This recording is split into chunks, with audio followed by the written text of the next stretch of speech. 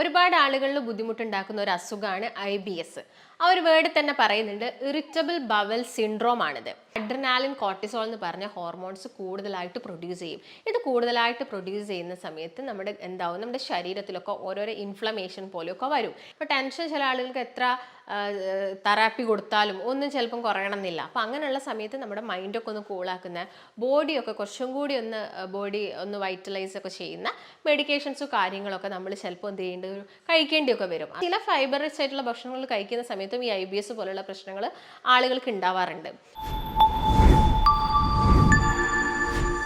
Hi, ഞാൻ doctor ഭാഗ്യ, QNB health കെയറിലെ Ayurveda ഡോക്ടറാണ്. IBS ഒരുപാട് ആളുകളിൽ ബുദ്ധിമുട്ടുണ്ടാക്കുന്ന ഒരു അസുഖമാണ് IBS.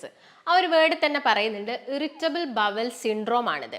നമുക്ക് നോക്കാം, എന്താണ് ഇറിറ്റബിൾ ബവൽ സിൻഡ്രോം? IBS എന്ന വേർഡിൽ പറഞ്ഞ പോലെ തന്നെ ഇറിറ്റബിൾ ബവലാണ്. അതായത് നമ്മുടെ ബവലിനെ എന്തോ ഒന്ന് ഇറിറ്റേറ്റ് ചെയ്യുന്നുണ്ട്. അത് പല കാരണങ്ങൾ കൊണ്ടാവാം നമ്മുടെ ബവലിൽ വരുന്ന ആ ഒരു മാറ്റങ്ങൾ. അതിൻ്റെ ഭാഗമായിട്ട് ചിലപ്പോൾ നിങ്ങൾക്ക് ലൂസ് മോഷൻ ആയിട്ട് വന്നിട്ടുണ്ടാവാം, അല്ലെങ്കിൽ ചില ആളുകളിൽ കണ്ടിന്യൂസ് ആയിട്ടുള്ള ഒരു മലബന്ധമായിരിക്കും ഉണ്ടാവുന്നത്. അപ്പം ഇങ്ങനെയുള്ള സിറ്റുവേഷനിൽ നമ്മൾ ഒഴിവാക്കേണ്ട ഒരുപാട് ഭക്ഷണങ്ങളുണ്ട്. അതുപോലെ തന്നെ നമ്മൾ ശ്രദ്ധിക്കേണ്ട കുറച്ച് കാര്യങ്ങളുമുണ്ട്. അപ്പം ഞാൻ നേരത്തെ പറഞ്ഞ പോലെ തന്നെ ആ ഒരു ഇറിറ്റബിൾ ബവൽ സിൻഡ്രോംസ്, അതായത് ഒരു ഗ്രൂപ്പ് ഓഫ് അസുഖങ്ങളാണ്. ഒരുപാട് അസുഖങ്ങൾ ഇതിൽ വരുന്നുണ്ട്. അതായത് സിംറ്റംസ് ആയിട്ട് അല്ലെങ്കിൽ ലക്ഷണങ്ങൾ ഒരുപാട് രീതിയിൽ കാണിക്കുന്നുണ്ട്. ചില ആളുകളിൽ ഒരു സിംഗിൾ അതായത് ഇപ്പോൾ ചില ആളുകൾ ലൂസ് മോഷൻ മാത്രമായിരിക്കും, എന്നാൽ ചില ആളുകളിൽ ലൂസ് മോഷനും ഉണ്ടായിരിക്കും, അതുപോലെ തന്നെ കോൺസ്റ്റിപ്പേഷനും ഉണ്ടായിരിക്കും. അതുപോലെ തന്നെ മനസ്സിലാക്കേണ്ട ഒരു കാര്യം, നിങ്ങൾ ശ്രദ്ധിച്ചിട്ടുണ്ടാവും, ഈ ടെൻഷനുള്ള ആളുകളിൽ ഇടയ്ക്ക് IBS വരും. അതുപോലെ തന്നെ നിങ്ങൾക്ക് IBS പ്രശ്നം ഉണ്ടെങ്കിൽ നിങ്ങൾക്ക് ഭയങ്കര ടെൻഷനും ആയിരിക്കും. അതായത് ഇത് പരസ്പരം ഇന്റർലിങ്ക്ഡ് ആണ്, ഇത് പരസ്പരം കണക്റ്റഡ് ആണ്. അതായത് നമ്മുടെ ബ്രെയിനും നമ്മുടെ ഗട്ടും ഒക്കെ ആയിട്ട് പരസ്പരം കണക്റ്റഡ് ആണ്. അപ്പോൾ നോക്കുകയാണെങ്കിൽ നമ്മുടെ ഗട്ട് അതുപോലെ തന്നെ നമ്മുടെ ബ്രെയിന്, ഇത് പരസ്പരം എന്താണ്, റിലേറ്റഡ് ആണ്. ഈ രണ്ട് സംഭവം പരസ്പരം റിലേറ്റഡ് ആണ്. അതുപോലെ തന്നെ നമ്മുടെ ബ്രെയിനും സ്കിന്നും റിലേറ്റഡ് ആണ്. അതുപോലെ തന്നെ നമ്മുടെ ഗട്ടും സ്കിന്നും പരസ്പരം റിലേറ്റഡ് ആണ്. ഇത് മൂന്നും പരസ്പരം റിലേറ്റഡ് ആണ്. അതായത് നിങ്ങൾക്ക് ഗട്ടിന് എന്തെങ്കിലും ഒരു പ്രശ്നം ഉണ്ടെങ്കിൽ നിങ്ങളുടെ ബ്രെയിനിൽ ആ ഒരു റിഫ്ലക്ഷൻ വരും. അതുപോലെ തന്നെ നിങ്ങളുടെ ഗട്ടിന് എന്തെങ്കിലും ഒരു പ്രശ്നം ഉണ്ടെങ്കിൽ നിങ്ങളുടെ സ്കിന്നിന് പ്രശ്നം വരും. നിങ്ങൾ ഓവറായിട്ട് ടെൻഷൻ അടിക്കുന്ന ആളുകളാണെങ്കിൽ നിങ്ങൾക്ക് ഇപ്പോൾ ഒരു സ്കിൻ ഡിസീസ് ഒക്കെ ഉണ്ടെങ്കിൽ അത് മാറാൻ ഭയങ്കര ബുദ്ധിമുട്ടാണ്. ഇത് നിങ്ങൾ എപ്പോഴെങ്കിലും ആലോചിച്ചിട്ടുണ്ടോ? ഇപ്പം സോറിയാസിസ് അല്ലെങ്കിൽ എക്സിമ പോലെയുള്ള അസുഖമുള്ള ആളുകളാണ്, അവർ ഇതിനെക്കുറിച്ച് ഇങ്ങനെ ഓവറായിട്ട് ടെൻഷൻ അടിക്കും, അയ്യോ എനിക്ക് സ്കിൻ ഡിസീസ് വന്നല്ലോ. അപ്പം ഇങ്ങനെയുള്ള ആളുകൾ ഈ ഒരു അസുഖം മാറാൻ ഒരുപാട് ടൈം എടുക്കും. അപ്പോൾ നമ്മൾ ആ ഒരു അസുഖത്തിനെ കുറിച്ച് ഓവറായിട്ട് തിങ്ക് ചെയ്യുന്നതിന് പകരം അത് നമുക്ക് എങ്ങനെ വളരെ ഹെൽത്തി ആയിട്ട് അല്ലെങ്കിൽ വളരെ ഈസി ആയിട്ട് നമുക്കത് എങ്ങനെ മാനേജ് ചെയ്യാം, അല്ലെങ്കിൽ അതെങ്ങനെ മാറ്റിയെടുക്കാം എന്നൊക്കെയാണ് നമ്മൾ ശ്രദ്ധിക്കേണ്ട ഒരു കാര്യം. ഞാൻ നേരത്തെ പറഞ്ഞ പോലെ തന്നെ നമ്മുടെ മനസ്സും ശരീരവും അതുപോലെ തന്നെ നമ്മുടെ തലച്ചോറൊക്കെ പരസ്പരം കണക്റ്റഡ് ആണ്. നമുക്കിപ്പോൾ മൈൻഡിന് എന്തെങ്കിലും പ്രശ്നം ഉണ്ടാവുന്ന സമയത്ത് നമ്മുടെ ഗട്ട് പ്രശ്നക്കാരനാവും. അതിൻ്റെ ഭാഗമായിട്ട് ഈ IBS പോലുള്ള പ്രശ്നങ്ങളൊക്കെ വരും. അതായത് ഇത് മൂന്നും ഉള്ള ഒരു ബാലൻസ് തെറ്റിക്കഴിഞ്ഞാലാണ് ഒട്ടുമിക്ക അസുഖങ്ങളും വരുന്നത്. അതുപോലെ തന്നെ നിങ്ങളുടെ ഗട്ട് ശരിയല്ലെങ്കിൽ ആ ഗട്ടിൻ്റെ എന്തെങ്കിലും ഒരു ബുദ്ധിമുട്ട് ഗട്ടിൽ വരും, അല്ലെങ്കിൽ ഈ ഗട്ടിൽ ചീത്ത ബാക്ടീരിയാസ് ഒരുപാടായിട്ട് കൂടുന്ന സമയത്തൊക്കെ ആ ഒരു റിഫ്ലക്ഷൻ നേരെ കയറി വരുന്നത് നമ്മുടെ ബ്രെയിനിലോട്ടാണ്. ഒട്ടുമിക്ക ആളുകളിലും ഗ്യാസിൻ്റെ ബുദ്ധിമുട്ട് ഉണ്ടാവുക, ആസിഡിറ്റീൻ്റെ പ്രശ്നങ്ങൾ ഉണ്ടാവുക, അവർക്ക് മൈഗ്രെയിൻ ഹെഡേക്ക് കൂടുതലായിരിക്കും. അവരുടെ ഗട്ടും ആ ഒരു ബ്രെയിനും തമ്മിൽ റിലേറ്റഡ് ആണ്. അതുപോലെ തന്നെ നിങ്ങൾക്ക് ഗട്ട് ശരിയല്ല, നിങ്ങൾക്ക് ഡൈജഷൻ ഒന്നും ശരിയല്ല, ഇടയ്ക്കിടയ്ക്ക് നിങ്ങൾക്ക് ദഹനത്തിൻ്റെ പ്രശ്നങ്ങളുണ്ട്, നിങ്ങൾക്ക് കോൺസ്റ്റിപ്പേഷൻ ഇടയ്ക്കിടയ്ക്ക് വരുന്നുണ്ട്, അല്ലെങ്കിൽ പൈൽസ് പോലുള്ള പ്രശ്നങ്ങൾ വരുന്നുണ്ട്. ഇങ്ങനെയുള്ള ആളുകളിൽ സ്കിൻ കംപ്ലയിൻസ് വരാനുള്ള ചാൻസ് കൂടുതലാണ്. ഇപ്പം തന്നെ നമുക്ക് നോക്കാം, ഒരു യങ് ആയിട്ടുള്ള ഒരു ജനറേഷനിൽ ഈ മുഖത്തൊക്കെ പിമ്പിൾസ് ഒക്കെ ഒരുപാടായിട്ട് കൂടുതലായിട്ട് കണ്ടുവരുന്നുണ്ട്. അവർക്ക് ഒട്ടുമിക്ക സമയത്തും ഉണ്ടാകുന്ന ഒരു പ്രശ്നമാണ് അവരുടെ വയറ്റിൽ ഒരു ദഹനത്തിൻ്റെ പ്രശ്നം, അതായത് ഇടയ്ക്കിടയ്ക്ക് കോൺസ്റ്റിപ്പേഷൻ വരിക. ഇങ്ങനെയുള്ള ആളുകളിൽ നിങ്ങൾ ശ്രദ്ധിച്ചു, അവർക്ക് മുഖക്കുരു ഇടയ്ക്കിടയ്ക്ക് വരും. കാരണം ഞാൻ നേരത്തെ പറഞ്ഞ പോലെ ഗട്ട് ശരിയല്ലെങ്കിൽ നമ്മുടെ സ്കിൻ കംപ്ലയിൻസ് നമുക്ക് കൂടാനുള്ള ചാൻസസ് ഉണ്ട്. അപ്പോൾ ഇങ്ങനെ മുഖക്കുരു വരുന്ന സമയത്ത് നമുക്ക് ഭയങ്കര ടെൻഷനായിരിക്കും, അയ്യോ എനിക്ക് പിമ്പിൾസ് വന്നല്ലോ ആ ഒരു ടെൻഷൻ്റെ ഭാഗമായിട്ട് ആ ഒരു പിമ്പിൾസിൻ്റെ അഗ്രവേഷൻ കൂടാം. അതായത് അത് ചിലപ്പം കൂടുതലായിട്ട് കണ്ടുവരാം, അല്ലെങ്കിൽ അത് സ്പ്രെഡ് ആവുന്നതൊക്കെ നമ്മൾ കണ്ടിട്ടുണ്ട്. അപ്പം ഇങ്ങനെയുള്ള സമയത്ത് ഓവറായിട്ട് ടെൻഷൻ അടിക്കാതെ നമ്മുടെ ഗട്ടിനൊക്കെ ഓക്കെ ആക്കുന്ന രീതിയിലുള്ള ഭക്ഷണങ്ങളൊക്കെ കഴിക്കാൻ വേണ്ടിയിട്ട് പ്രത്യേകം ശ്രദ്ധിക്കണം. അപ്പോൾ എന്തൊക്കെ കാരണങ്ങൾ കൊണ്ടാണ് ഇങ്ങനെ IBS വരുന്നതെന്ന് നോക്കാം. അതിൽ ആദ്യം തന്നെ ഞാൻ നേരത്തെ പറഞ്ഞത് ടെൻഷനാണ്. നമുക്ക് അമിതമായിട്ട് എന്തിനെങ്കിലും കുറിച്ചൊരു ടെൻഷൻ ഉണ്ടെങ്കിൽ അവിടെ അഡ്രിനാലിൻ കോർട്ടിസോൾ എന്ന് പറഞ്ഞ ഹോർമോൺസ് കൂടുതലായിട്ട് പ്രൊഡ്യൂസ് ചെയ്യും. ഇത് കൂടുതലായിട്ട് പ്രൊഡ്യൂസ് ചെയ്യുന്ന സമയത്ത് നമ്മുടെ ശരീരത്തിലൊക്കെ ഓരോരോ ഇൻഫ്ലമേഷൻ പോലെയൊക്കെ വരും. ഇങ്ങനെയുള്ള സമയത്ത് മെയിനായിട്ടും വരുന്നത് നമ്മുടെ കുടലിലാണ്. ഇങ്ങനെ കുടൽ ഇൻഫ്ലമേഷൻ വരുന്നതിനെയാണ് നമ്മൾ IBS എന്നൊക്കെ പറയുന്നത്. അപ്പോൾ ഇതിൻ്റെ സിംറ്റംസ് ഞാൻ നേരത്തെ പറഞ്ഞ പോലെ തന്നെ നല്ല രീതിയിൽ ബ്ലോട്ടിംഗ് ഉണ്ടാവും, വയറ് ചിലപ്പോൾ നല്ല രീതിയിൽ തള്ളിക്കിടക്കും, അതുപോലെ തന്നെ ഭയങ്കര അബ്ഡോമിനൽ ഡിസ്കംഫേർട്ട് എന്ന് വെച്ചാൽ വയറിന് വേദന, വയറിന് അസ്വസ്ഥത, ഒന്നും കഴിക്കാൻ പറ്റുന്നില്ല, കഴിക്കുമ്പോഴേക്കും ഗ്യാസ് വരിക, അങ്ങനെയുള്ള ആളുകളുണ്ട്. അതുപോലെ തന്നെ നിങ്ങൾ എത്ര തടിക്കാനുള്ള മെഡിസിൻ എടുത്തിട്ടും നിങ്ങൾക്ക് തടി വെക്കുന്നില്ല, നിങ്ങൾ എന്ത് കഴിച്ചാലും അപ്പം തന്നെ ടോയ്ലറ്റ് പോകണം. ഒരു ദിവസം നിങ്ങൾക്കൊരു 3-4 തവണ ടോയ്ലറ്റ് പോകണം. ഇല്ലെങ്കിൽ നിങ്ങൾ ഡ്യൂട്ടിക്കൊക്കെ പോകുന്ന ആളുകളാണെങ്കിൽ രാവിലെ തന്നെ നിങ്ങൾക്ക് ഒരു തവണ പോയാൽ സംതൃപ്തി കിട്ടുന്നില്ല, വീണ്ടും വീണ്ടും പോകണമെന്ന് തോന്നും.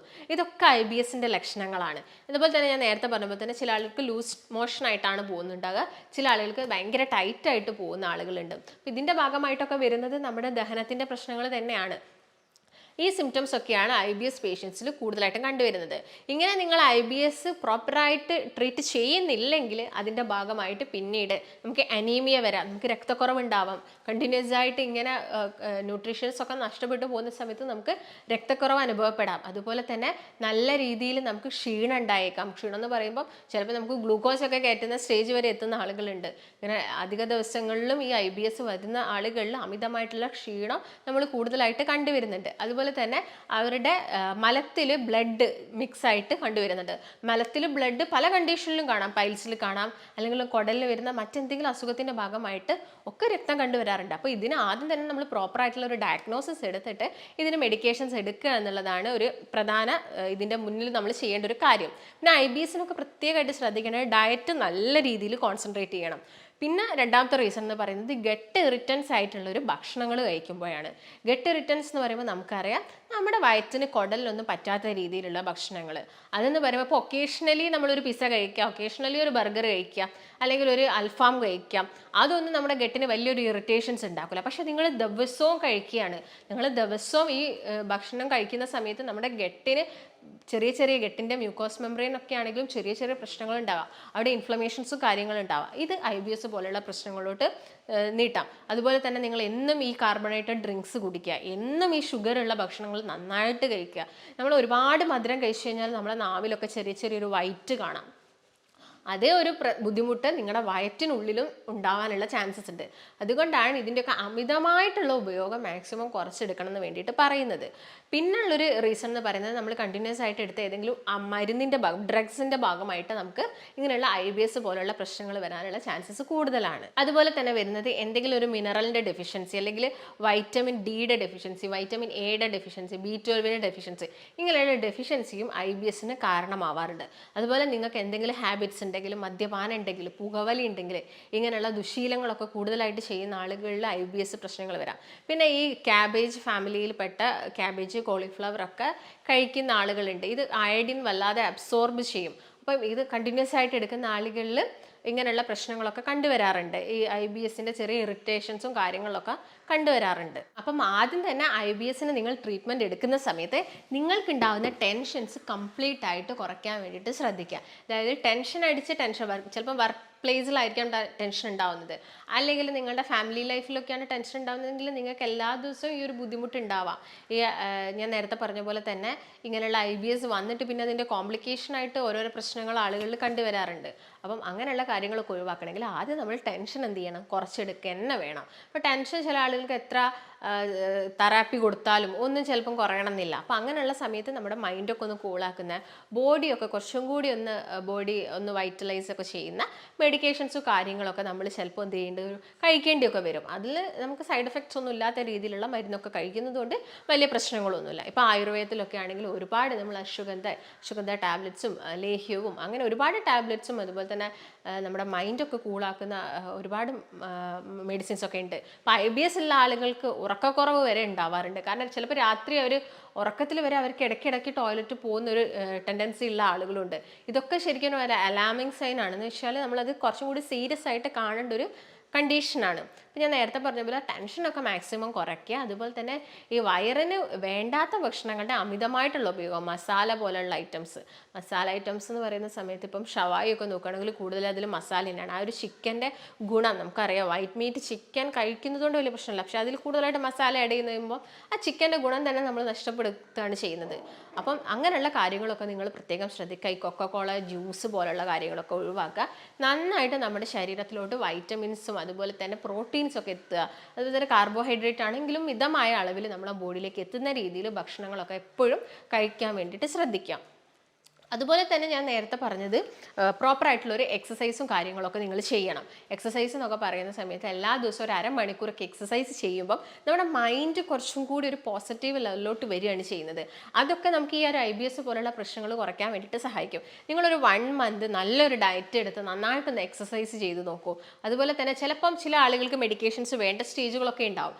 അങ്ങനെയുള്ള സ്റ്റേജുകളിൽ നമ്മൾ എന്ത് ചെയ്യുക, മരുന്നും കാര്യങ്ങളൊക്കെ കഴിക്കുക. അല്ലാത്ത പക്ഷം ആളുകളാണെങ്കിൽ എക്സസൈസ് ചെയ്യുക, നന്നായിട്ട് ഡയറ്റിലൊക്കെ ശ്രദ്ധിക്കുക, വെള്ളമൊക്കെ നന്നായിട്ട് കുടിക്കുക. നമുക്ക് പ്രോപ്പറായിട്ടുള്ള ഒരു ഡൈജഷൻ നടക്കണം. കോൺസ്റ്റിപ്പേഷൻ വരാനുള്ള ഒരു മെയിൻ റീസൺ വെള്ളം കുടിക്കുന്നതിൻ്റെ അളവ് കുറയുന്നതുകൊണ്ട് ഫൈബർ റിച്ച് ആയിട്ടുള്ള ഭക്ഷണം കഴിക്കാതിരിക്കുന്നത് കൊണ്ടാണ്.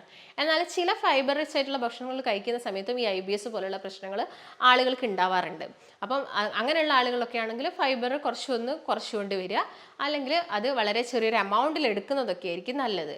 പിന്നെ നന്നായിട്ട് ഉറങ്ങുന്ന സമയത്തുള്ള ആ ഒരു നീർക്കെട്ടും കാര്യങ്ങളൊക്കെ നമ്മുടെ ശരീരത്തിൽ നിന്ന് അത് മാക്സിമം കുറയ്ക്കാൻ വേണ്ടിയിട്ടൊക്കെ സഹായിക്കും. അപ്പം IBS എന്ന് പറയുന്ന സമയത്ത് നോർമലി നിങ്ങൾ ശ്രദ്ധിക്കേണ്ട കാര്യങ്ങൾ എന്നൊക്കെ പറയുന്നത് ഭക്ഷണവും അതുപോലെ ടെൻഷനൊക്കെ ഉണ്ടെങ്കിൽ കുറയ്ക്കുക. പാരമ്പര്യമായിട്ട് വരുന്ന IBS ആണെങ്കിൽ നമുക്ക് മരുന്നെടുത്ത് മാറ്റാവുന്നതേ ഉള്ളൂ. അപ്പോൾ എന്തെങ്കിലുമൊക്കെ ബുദ്ധിമുട്ടായിട്ട്, ഇപ്പോൾ വീട്ടിൽ അച്ഛനും ഇങ്ങനത്തെ ബുദ്ധിമുട്ടുണ്ട്, മകനും ഒക്കെ, ചില ആളുകൾക്ക് അങ്ങനെ ഒരു ടെൻഷൻ ഒരു ഫാമിലി ആയിരിക്കാൻ പറ്റും. അപ്പോൾ അവരെ ഒന്നും കൂടി നമ്മളൊരു സൈക്കോ തെറാപ്പിയൊക്കെ കൊടുത്തിട്ട് കുറച്ചും കൂടി ആളുകളെ ഒരു നല്ലൊരു ഇതിലോട്ട് കൊണ്ടുവരാനൊക്കെ നമുക്ക് സാധിക്കുന്നതാണ്. അപ്പം നിങ്ങൾക്ക് ഈ ഒരു അസുഖത്തിനെ കുറിച്ചിട്ട് എന്തെങ്കിലും സംശയങ്ങളോ അല്ലെങ്കിൽ എന്തെങ്കിലും കാര്യങ്ങളൊക്കെ ഉണ്ടെങ്കിൽ നിങ്ങൾക്ക് താഴെ കാണുന്ന നമ്പറിൽ ബന്ധപ്പെടാം. അതുപോലെ തന്നെ കൺസൾട്ടേഷൻ്റെ ആവശ്യം ഉണ്ടെങ്കിൽ നിങ്ങൾക്ക് താഴെ കാണുന്ന നമ്പറിൽ ബന്ധപ്പെടാം.